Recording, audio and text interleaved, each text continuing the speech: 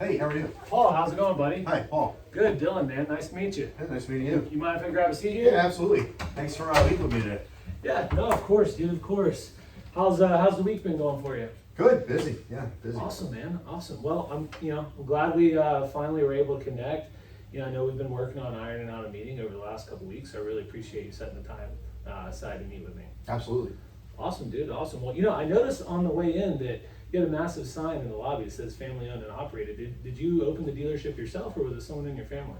That was my dad. Yeah, we've been Okay. family owned for about 40 years now. So Okay. So was this your first job, or did Pops want you to go and work? he wanted me to go to college, but I Yeah. was like, no, car business. Let's go. Dude, I don't blame you. I don't know if you knew this, but my family actually grew up around the car business. So my grandfather owned a car dealership, and then my stepdad's actually a GM. So, Oh, really? yeah, Good so stuff. I spent a lot of time in a dealership growing up as a Oh, kid. so you know the business. You know the deal. 100%, man, 100%. Well, hey, I want to be mindful of our time. When we spoke last week, we originally spoke about setting 30 minutes aside for the meeting. Does that still work for you? Yeah, absolutely.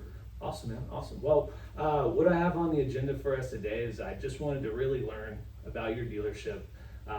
Really learn where your priorities are going to lie over the next year. I wanted to discuss how we've helped dealers similar to yourself. And then really, I just wanted to talk about what it's going to take for us to become business partners. Is there anything else you'd like to add to that agenda? Nope. Awesome, man. Awesome. Well, hey, I'd love to just start and learn a little bit about your dealership. When we had spoke on the phone last week, you had mentioned that, the reason you were kind of interested in taking this meeting is that you were having some major customer service issues on the service side of the house. And you really think that they're kind of stemming from the loaner fleet, and you've had a lot of heartburns there. Is there anything else that's kind of on the docket that you're wanting to take care of as we move into the next year? Yeah, I mean, obviously customer service is super important to us. I mean, with having the loaner fleet, what I've noticed is we do run out a little bit towards the end of the week. Okay. So from that avenue, I start to see some of my service drivers kind of push some appointments just because we only have so many. They're trying to make sure that we don't have a backlog. And the other thing is, obviously, I got to find a way to drive some revenue. Yep. Profit on the sales side is starting to come down as our inventory levels are coming up. So from a service side, I got to find a way to drive some revenue here. Okay, so your guys right now are actually limiting the ROs they're writing, and they're preventing people to come in just because they don't have an immediate loaner available. Yeah, they're pushing them out like 7-10 days just to get caught up. I mean, we could do some loafers and oil changes Yep. and stuff like that because it's easy.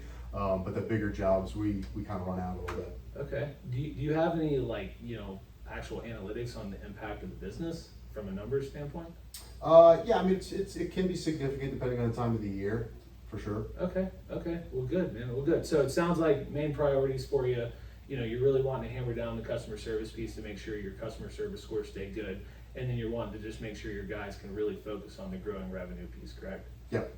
Awesome, man. Well, you know what? A very similar situation. We actually just partnered with Dolph Automotive over on the eastern side. Oh, Andy. Yeah. Okay. So you know Andy. I know Andy. Yeah. Absolutely. Yeah, man. That guy's a character. Oh, dude, tell me about it. God. Loves electric vehicles, though. Dude, he loves electric cars. Never met anyone that loves an electric vehicle like Andy. Yeah, that electric. He's got an electric dealership. Yeah. Crazy. Insane. Yeah.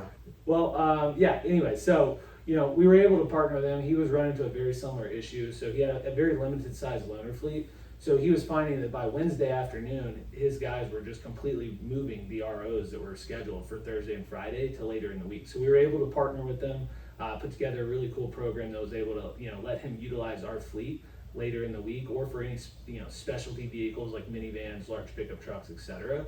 And it was really able to help him, capitalize on not only keeping his customers happy, but also making sure that he can continue to drive the revenue piece later in the week. So if we were able to put together a similar program, is that something you'd be interested in? Yeah, I definitely take a look at it. Okay, well awesome, man. Well, I feel like I have a really good, idea of where your priorities lie.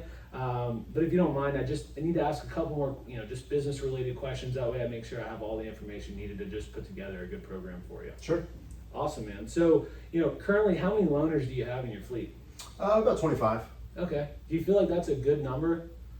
For most times of the year, again, it just depends, which is why, sometimes a year we got 10 sitting, and some I need 10 to 15 more, Yep. Gotcha. So you just don't have a ton of flexibility in the fleet, obviously. So you That's don't right. have the ability to go and grab some off the lot or move vehicles in and out of inventory. That's right. Okay. Yeah. So definitely something we'll be able to help you with. Oh, cool. Well, awesome, man, awesome. And specifically on the make and model of those vehicles, are those, you know, small cars, the SUVs? Yeah, they're typically full-size cars or some, you know, smaller crossover SUVs. Okay. You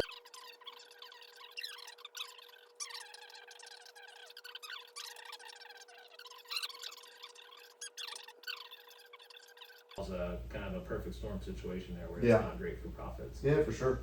Well, good, man, good. Well, listen, I think I have a, you know, really good idea of where your head's at. I'd love to just recap, just to make sure we're on the same page. So, you know, right now you're really hyper focused on customer service.